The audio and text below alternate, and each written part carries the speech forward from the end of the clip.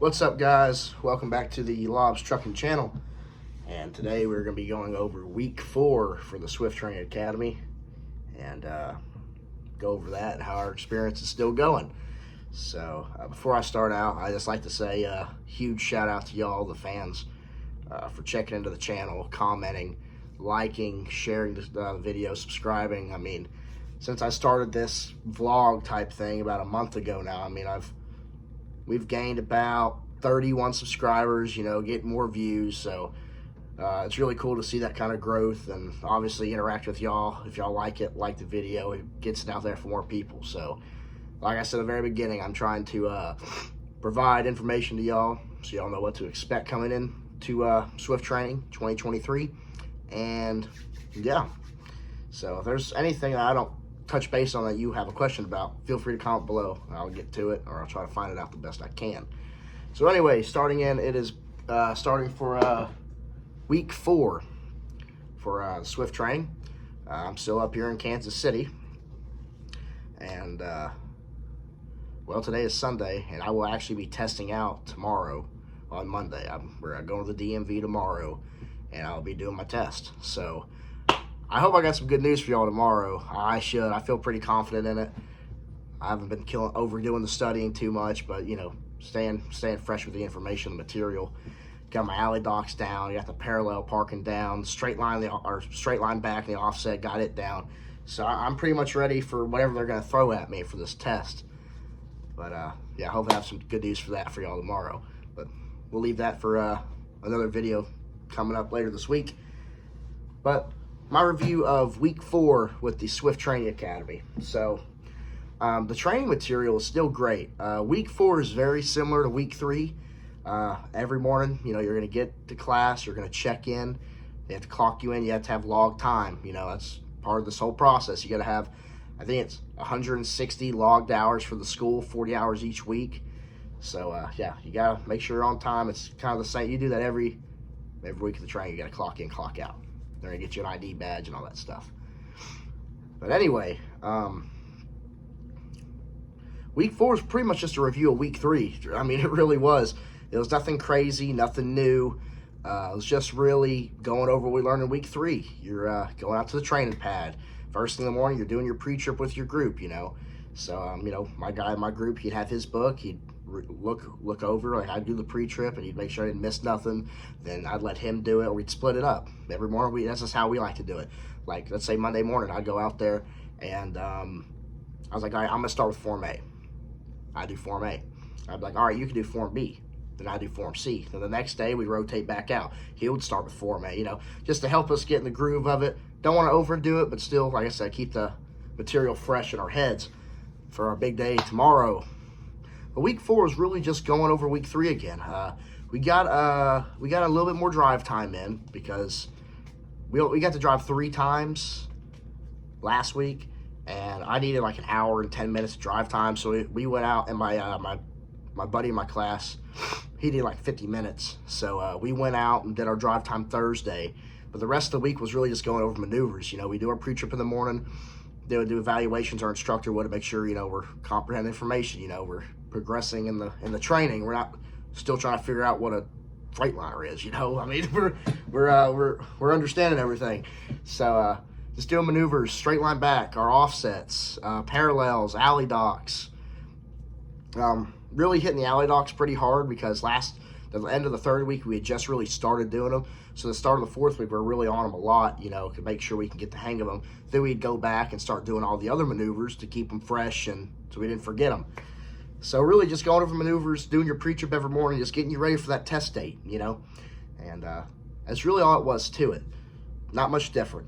For the academy standpoint, it's still been a pretty good experience. I do have some negative things, which is really not Swift's fault. It's more like my fault, I guess. But I really wouldn't even say it's my fault. It's just not preparing as well as I probably should have to come up here. Like one of my big things is, and I'll tell y'all straight up, I mean, definitely save your money. I mean, if you already have a savings account, great.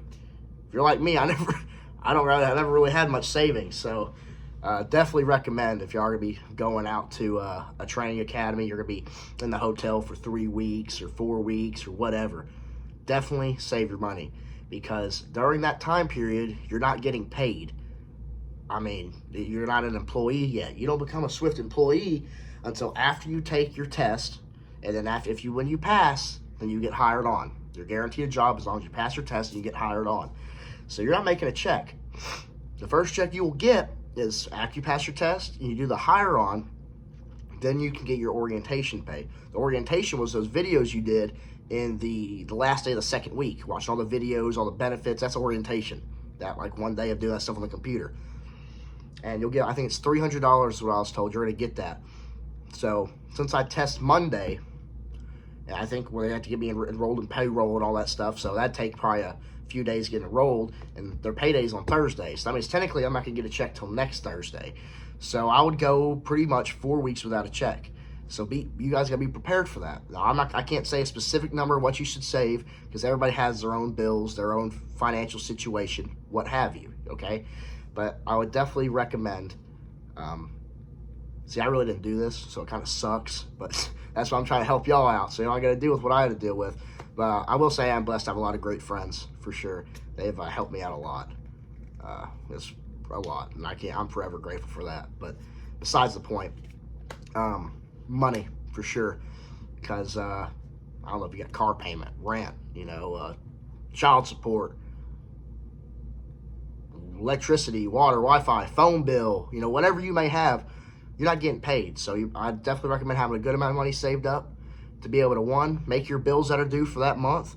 It honestly probably would be a bad idea to have the money saved up to pay for the bills that month that you're going to be gone, and let's just say a month after. Because once you get on that trainer's truck, you're only going to make about, I think it's like $600 or $700 a week. I think they guarantee $700. So after taxes, you're probably going to bring like $550 to $600 home, roughly, on an average of tax bracket stuff. But yeah, I definitely recommend saving your money. I mean, for me, when I first got here, they had me in Uber, and I got here a day early. I flew in on a Saturday, so I got an Uber Sunday. Went to the grocery store. I got lunch meat. Oh, I'm sorry, this AC's blowing, so it might be loud. I really don't know. I hope it's not too bad, but it shouldn't be. My mic's on this side, so it's blowing that way. My fat face should block it. Anyway, when I got here, they had an Uber set up for me. The academy leader got me an Uber set up. Awesome, great. And we got groceries. I definitely recommend buying groceries. It's a lot cheaper than going out to eat every day. At least here in Kansas City, the only thing's close to the hotel, you got a pizza restaurant, which it would add up quick. I mean, if you're getting a calzone or a personal pizza, you're looking at least $10 minimum for just food. No taxes, nothing. Probably like $11, $12. That's for like a going out kind of cheaper place. You got a Mexican restaurant. I don't recommend it. It's not the best, and it's still $10, $15 entrees at least. They got a kitchen tap, or it's like a brewery, and they have food, bar food. They're not bad. I never ate there, but I seen the prices. I just stayed away. Got a place across the street by the pizza place called Bar West. Reuben sandwiches there are incredible. Just saying, if you're in Kansas City, it's only like, I think it was only like $11, but you get a big, huge Reuben sandwich and fries. It's way worth it. Like, I made 2 meals out that.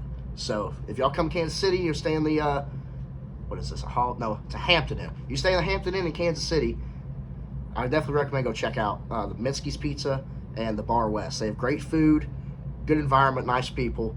My only complaint, though, was Minsky's Pizza. They didn't have sweet tea. So I guess that's a being up north kind of thing. Because I was like, can I get a sweet tea? And she's like, oh, we have iced tea. I'm like, yeah, it's not the same thing. I'll just give me a Dr. Pepper, But yeah, definitely save your money. Like me, I went grocery shopping. I got a lot of stuff, chips, sandwich meat, granola bars, protein bars, Arizona teas, Body Armor, Gatorades, stuff like that.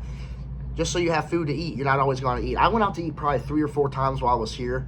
I'd go to Wendy's, get a biggie bag, or I'd go try out the pizza place, But it will add up quick. I didn't do it every night. If I did it every night, I mean, shit. You're looking at least $70 a week if you ate dinner at one of those places every night. Unless you ate Wendy's, but still, I mean, it adds up. So I definitely recommend grocery shopping. Get you some food. It probably might suck if you like going out to eat a lot, but trust me, it's a lot better for the long run. Yeah, I think that's really about it. I kind of went off of what happens in week 4, but like I said, it's really the same thing as week 3. And I really wanted to make sure y'all know, like, definitely save your money before you come up here, because like I said, you're not gonna get your first check for a while, so you want to be ready for that. It sucks, it really does, but we can make it happen.